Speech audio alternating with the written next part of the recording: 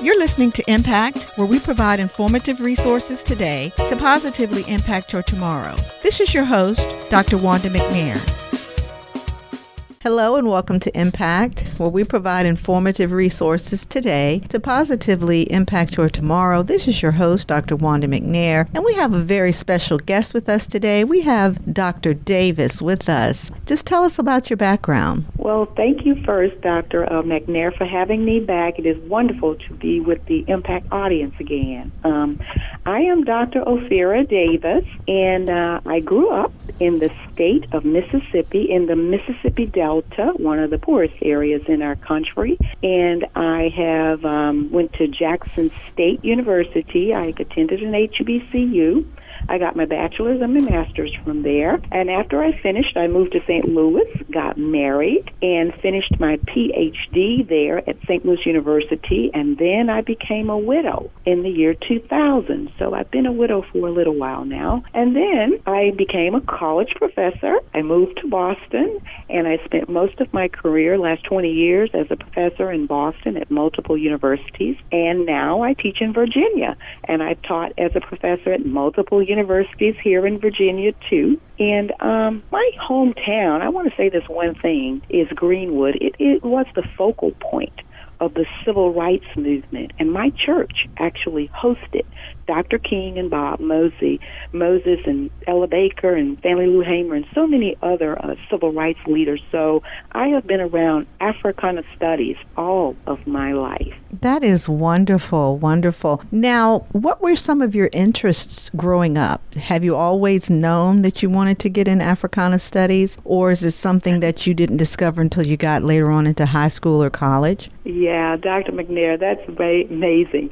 You know, growing up in the heart of the civil rights movement, I was not in it. My older sisters were more involved in it, but I was always conscious of race, ethnicity, social class, and all of those matters. And I did not get involved deeply into Africana studies until I got to college, because in Mississippi, we didn't have any courses that we took in high school about the subject matter, and rarely was race discussed in my subject matter. So when I got to college at Jackson State, that was my first real introduction. And then after that, I just started reading. My degrees are not in Africana studies, but I was always astute, always reading, always going to lectures at Jackson State about the civil rights movement. And I remember Margaret Walker Alexander, a famous writer. She was at Jackson State when I was there, just about to retire. And I remember just going by her door just to say I had at least seen the lady in person. So, yeah, I've been conscious of it. I've been teaching it, though, for 20 years. Like I said, I started teaching it in Boston after I got my Ph.D., and I have been teaching at multiple colleges in Boston and Virginia since then, Africana Studies classes primarily. So your undergraduate degree, what made you choose that area? Yeah, my dad, he sent me to college, and I was going to be a MD, medical doctor. My degree is in biology, my bachelor's, and I just realized that was not for me. Yes. And I told my dad, you know what, I can make a deal with you. I will become a doctor, but it will be a Ph.D., not an M.D.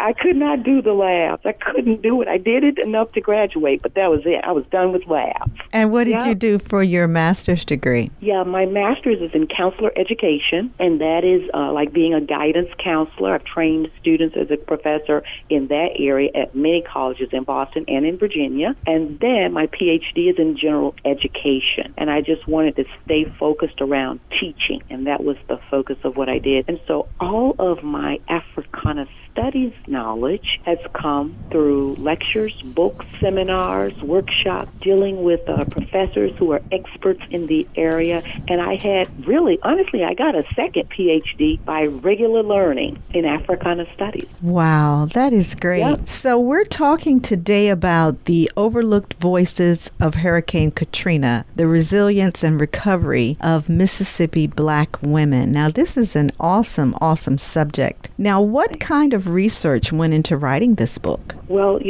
when Katrina hit, I will just start right there. In 2005, August 29th, 2005 was when Katrina hit. And what happened then is I was teaching in Boston, teaching mostly education and Africana studies classes, and the storm hit. I was very familiar with the Gulf Coast because I grew up in Mississippi. It was about 8 hours from my hometown. But I was familiar with it, and New Orleans too. And I said, well, if New Orleans got hit, Mississippi had to get hit really hard too, because New Orleans and Mississippi are 1 hour apart. That's it. 1 hour in a car. And so I started to do research. I started to look at what kind of books are out there. I learned that there were only 6 books on women and disasters. 3 of them were written by the same woman in the 1980s and 90s. Okay. So I called one of my friends. I said, do you know anyone who's from New Orleans? I want to start a research project on women survivors. And he worked at Boston College, and he said, yeah. So together, me and this Caucasian girl who was from New Orleans, we started a study on women survivors of Katrina, both white women and black women, in 2005, and the study has just continued since then, although I narrowed it down to just the women in Mississippi, again, after doing more research and finding out that no one was interviewing women from Mississippi, only women from New Orleans. That's how it got started, and that's how it's progressed, and that's how it has come into a book. If you're just tuning in, you're listening to Impact, where we provide informative resources today to positively impact your tomorrow. And we have Dr. Ophera A. Davis, and she was born in the Mississippi Delta, and she has a book project that she started shortly after Hurricane Katrina, and it brings the experiences of a group of Mississippi black women who experienced Hurricane Katrina. They were survivors. And so we're really excited talking about this. Now, what role does gender, race, and class play in who survives disasters versus who are the most vulnerable? Dr. McNair, race, gender, and class are salient. That just means they're very important factors when it comes to who survives disasters. What we know in the research is this: hurricanes do not discriminate. Everybody knows that. But a person's social class, their gender, and their race matter a lot during disasters. The research says that women are 14 times more likely to die in a disaster. Why is that? Because women are caretakers. They're taking care of their home. They're getting a home ready for the storm. They're taking care of their children. They're getting their children ready. And usually, if there's damage to the home, women are not able to evacuate because they're trying to take care of the family in the home. Not only that, but if women don't have a social status in class where they have access to resources, meaning social capital, money, then they can't even evacuate. So they're left in their homes with their children, maybe a husband or a friend or significant other as well. But that's one of the main focuses in research that has been found as to why women are so vulnerable during disasters because of their race. It complicates it even further. So black women may be the community that they're in, and that is exactly what happened in Katrina. We saw it in New Orleans, and there was the same scenario in Mississippi. The hardest hit communities were the poorer communities in both New Orleans and Mississippi, though my book is just on Mississippi, but we saw that on TV, so I mentioned it here. So social class, having access to resources, women being in the home, being very vulnerable, trying to take care of their families and their children, puts them 14 times more likely to die during a hurricane and even other types of disasters as well. Wow, that is so interesting. As women, we do it all, don't we? We definitely do. We do, and we try. But sometimes, especially like in disasters, it makes us vulnerable, and so does it make our families vulnerable. In the book, you use narrative theory to center the perspective of black women survivors of Hurricane Katrina. Was there one narrative in particular that really impacted you while writing?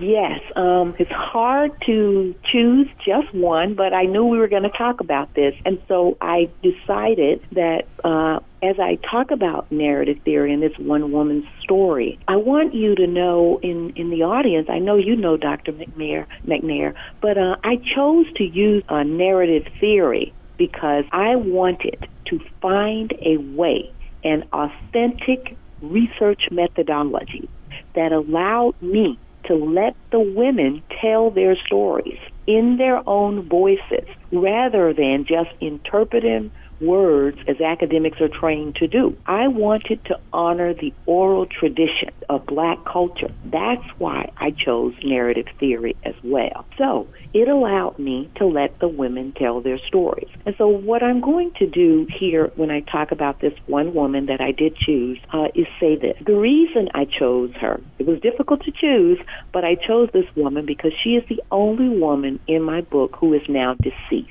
Okay. And her pseudonym is Jean. She's from Biloxi. And I'm going to read a quote directly from the book from Jean to bring her voice into this interview today. Jean, Biloxi, Mississippi. After Hurricane Katrina, we went back to Biloxi, where we had lived for years. I learned that our home and my business were gone. Jean paused, a deep sigh. I built that beauty shop clientele over the years, and it was how I took care of myself and my family. See, I lost my car, everything else in the storm. That was tough. Jean's voice dropped as she collected herself. Then she said, "The news don't talk about what happens here. It seems like the media think Mississippi is not right next door to New Orleans. We are only 1 hour from there. Hurricane Katrina hit really hard here.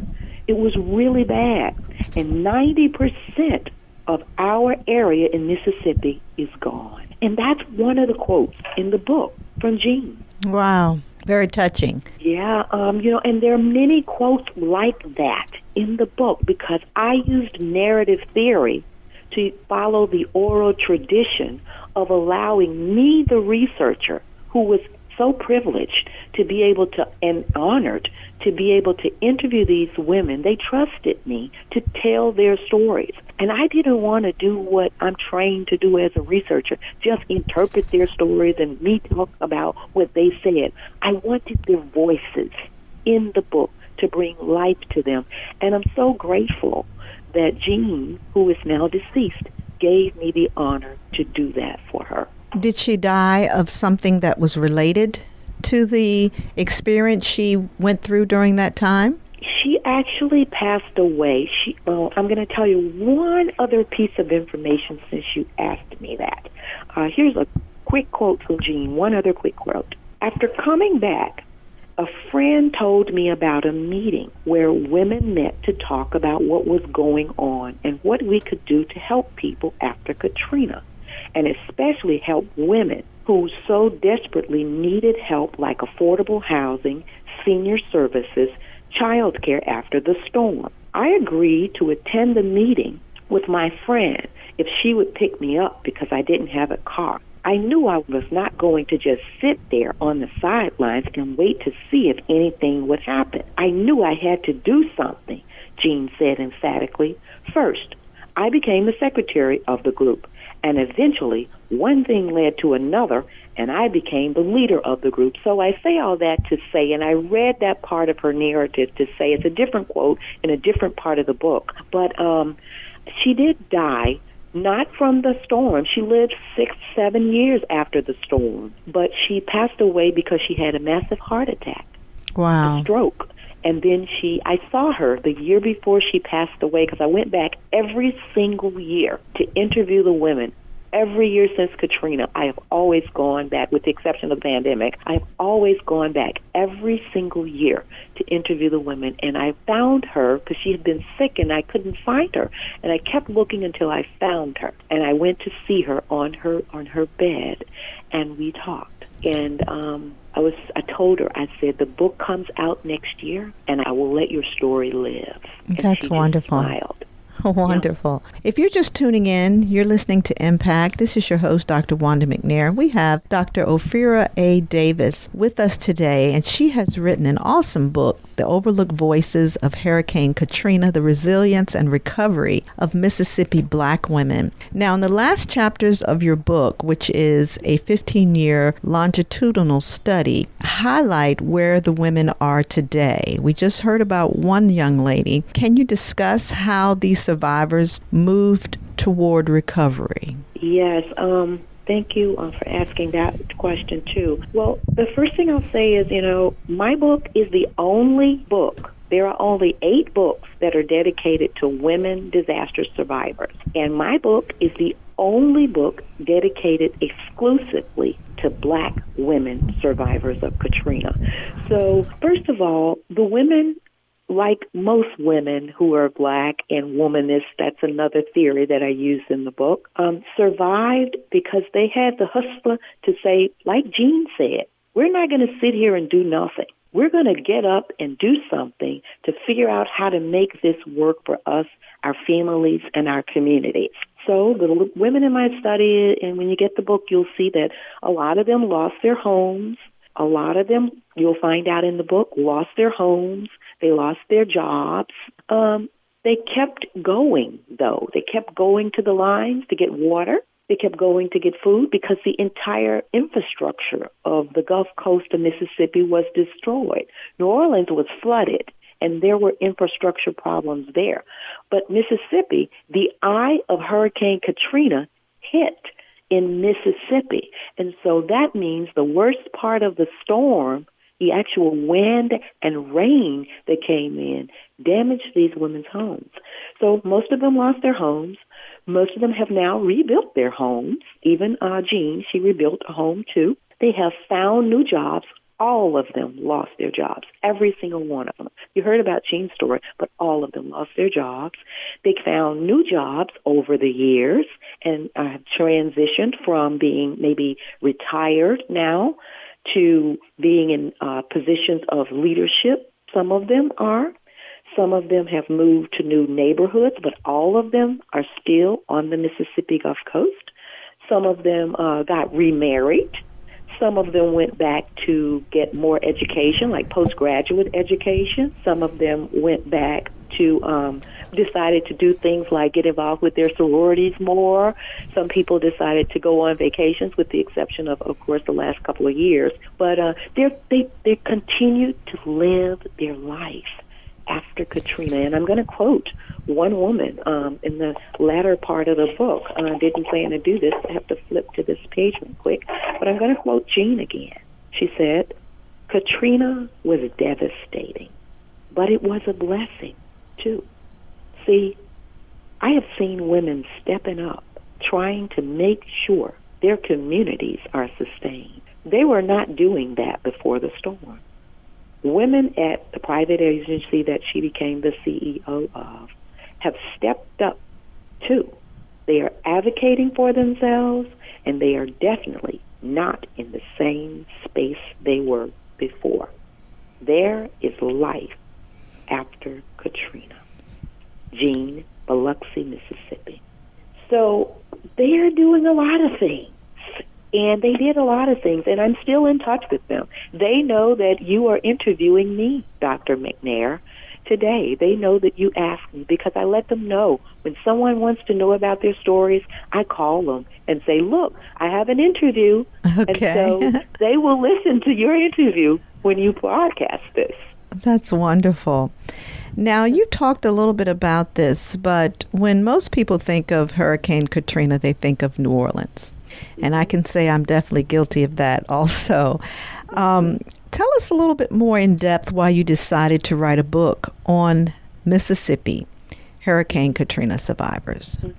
I decided to focus the book on Hurricane Katrina Mississippi survivors because, again, after looking at all of the disaster research and reading articles about Katrina, everybody, like most of us, were focused on New Orleans because that's what we were watching on TV.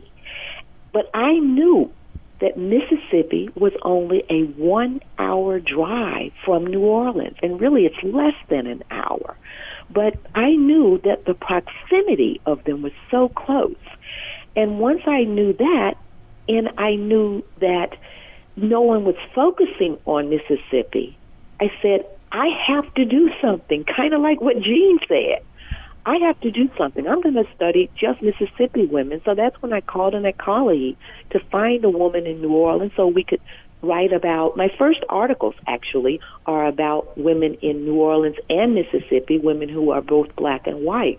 But after finding out that no one was focusing on Mississippi, and I think it's because New Orleans is a beloved city. Most people have visited there, but most people have never visited Mississippi. Yes. So I decided to focus on Mississippi because of the proximity and because no one was focusing on it and because those women's stories needed to be told just like the women's stories from New Orleans, and no one was telling them. So I decided to make sure their voices became a part of the Hurricane Katrina narrative as well as all the other voices from other states. Now, how can people mitigate disasters before they happen? I'm going to give you 2 lessons. There you can learn a lot of lessons about navigating disasters or figuring out how to get yourself through a disaster before it arrives and after it gets here. Yes. The 2 lessons that I'll give you today are this. 1, develop a disaster plan now. Hurricane season starts June 1st. It's coming up. It's less than 2 months away. Develop your disaster plan today, this week, so that before hurricane season arrives, which we are vulnerable to here in Virginia, develop your disaster plan now. Know where you're going to go. Know what you're going to do. Try to get ready now. If you do that, another part, and a lesson learned from the women in Katrina, Mississippi women, is this. Start a text tree. We text people all the time. Start a dedicated text tree, meaning text messaging tree with your family. Put all of your family in one group as a text message so that can be your family tree by text. So that before disaster hits, you already have that file in your phone.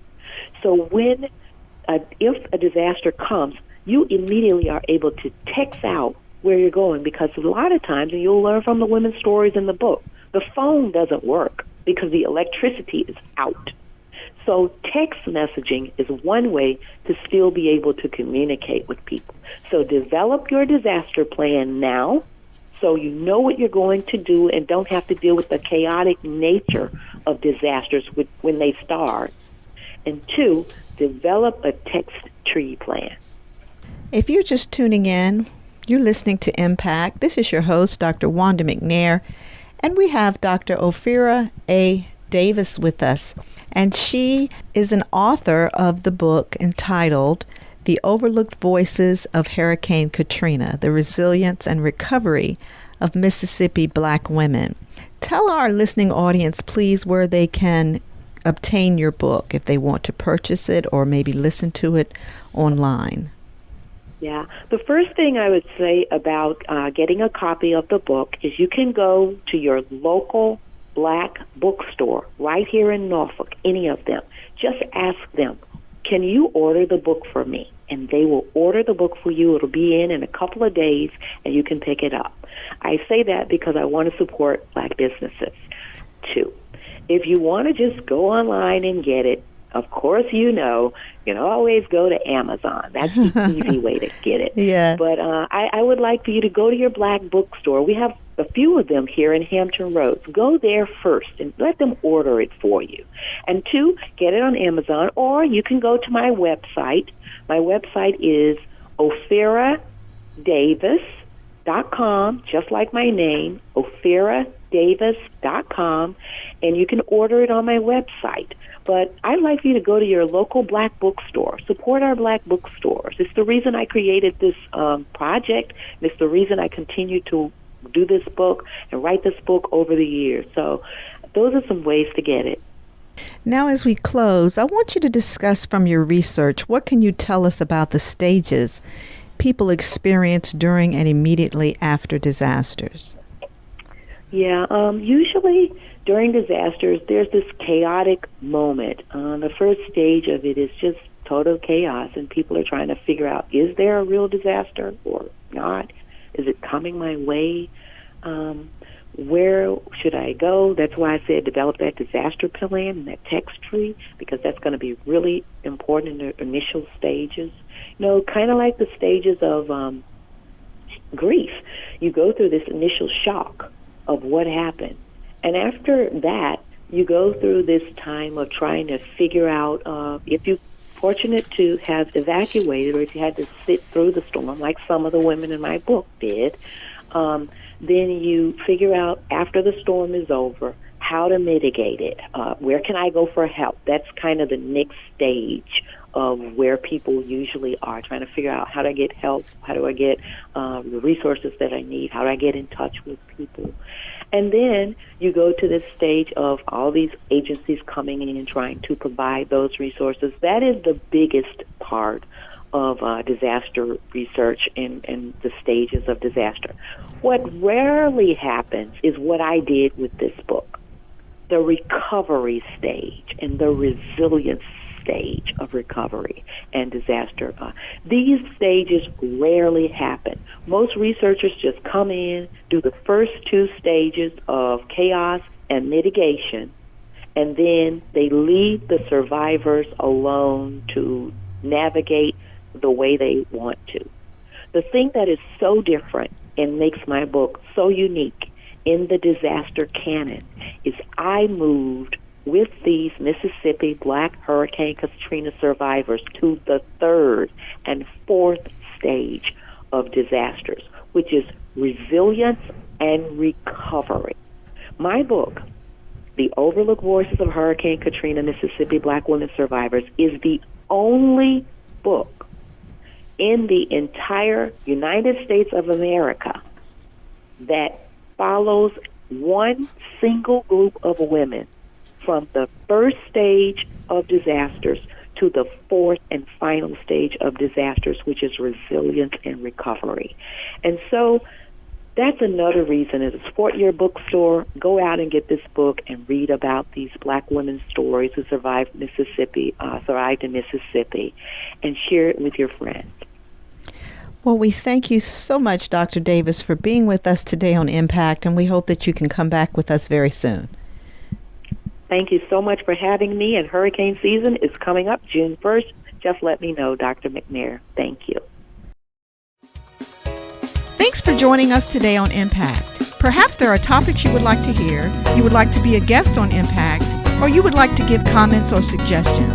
Please email me at impactshow.host@gmail.com.